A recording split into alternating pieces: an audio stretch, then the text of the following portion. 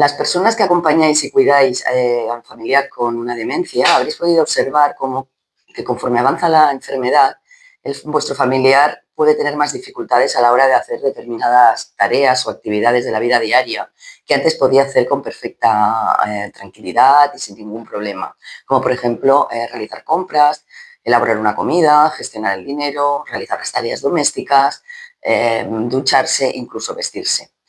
Muchas veces las prisas del cuidador, demasiadas tareas para poco tiempo, hace que el cuidador tenga sobrecarga y que de alguna manera, bueno, que tome algunas decisiones en un momento dado que quizás no sean las más acertadas.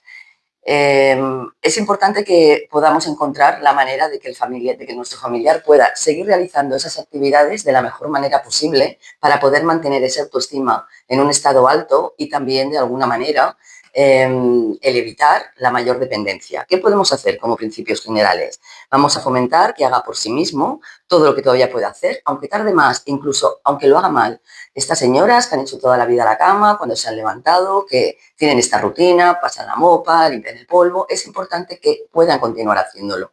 El objetivo no es que lo haga bien, el objetivo es que pueda seguir haciéndolo porque es la manera de que la persona entienda y dé sentido a su día a día y a sus rutinas y poder continuar con esas actividades que le dan calma, tranquilidad y seguridad. Dar instrucciones simples, claras, sencillas, de una en una y dejar que la persona pueda hacerlas antes de dar la siguiente. Mantener esas rutinas estables en la misma hora, el mismo orden. Esto evita ansiedad y mucha confusión. Las personas siempre hemos tenido o tenemos una agenda mental en la que sabemos qué debemos hacer ese día.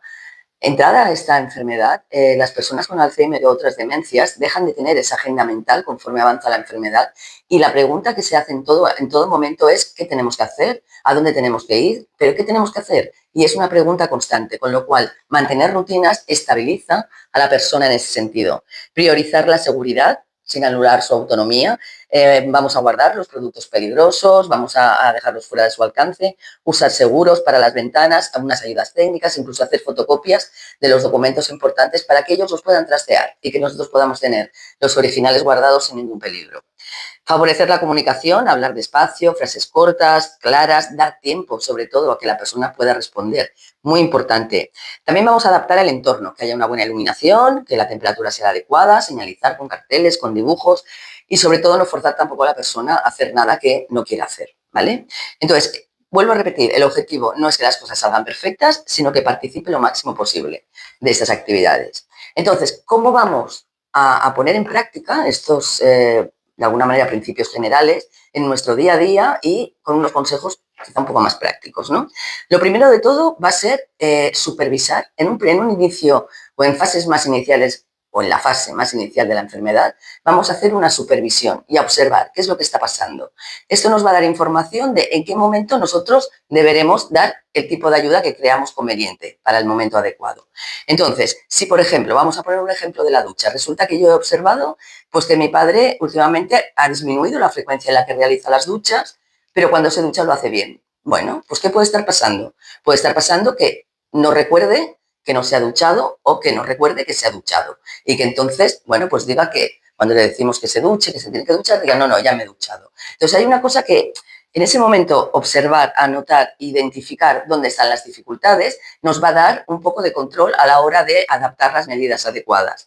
Más adelante, en esa primera fase, lo que vamos a hacer, pues bueno, va a ser, bueno, hay muchos cuidadores que lo explican y de alguna manera concretan que sí que funciona bien, ¿no?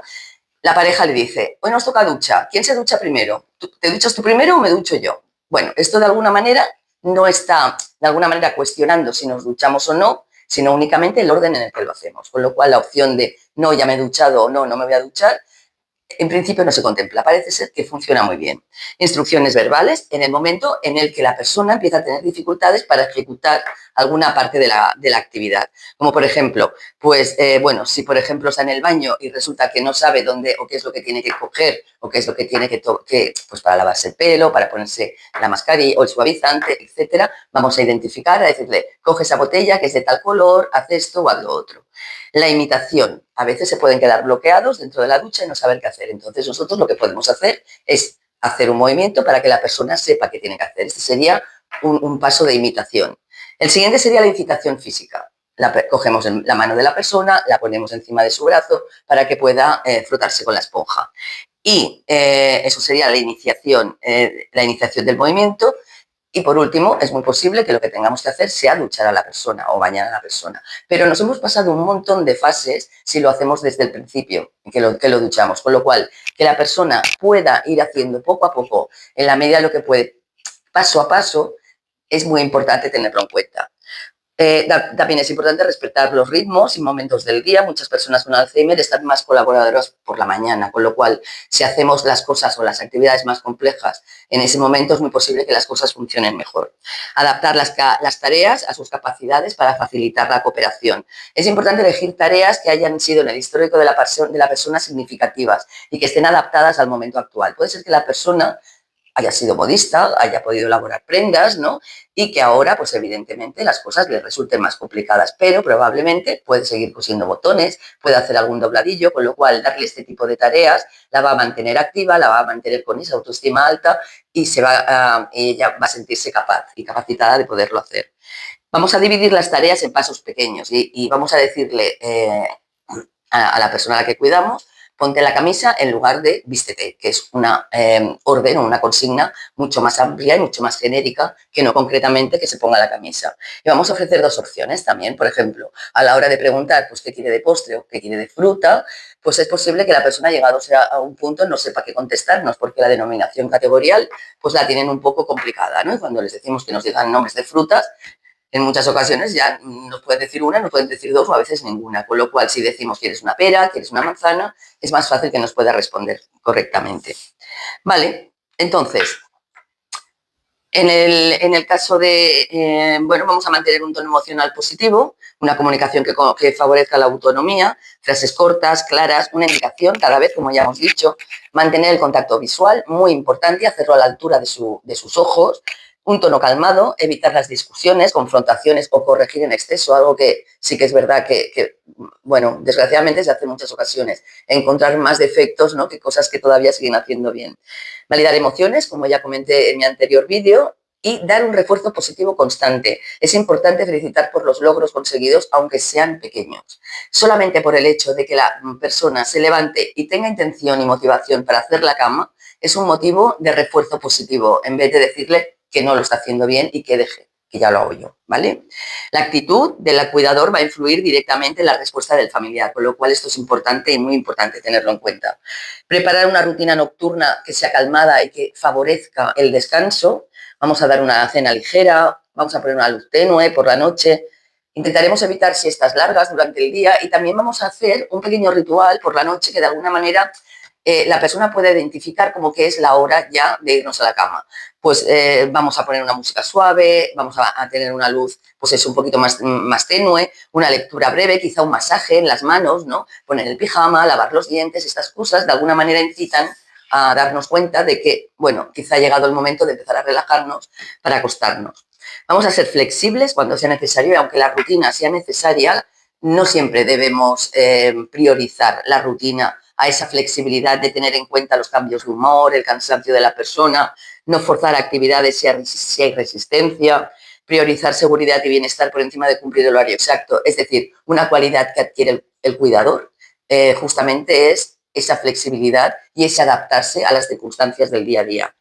Vamos a intentar promover la actividad física y cognitiva. La física, dar unos paseos, realizar algún tipo de ejercicios suaves. A veces la persona, cuando le decimos que debe salir a caminar por ella, no lo entiende y se niega a salir. Sin embargo, cuando nos ponemos nosotros como personas que necesitamos salir a caminar, porque quizá nos lo ha dicho el médico, que necesitamos fortalecer, pues porque si no las rodillas después nos fallarán.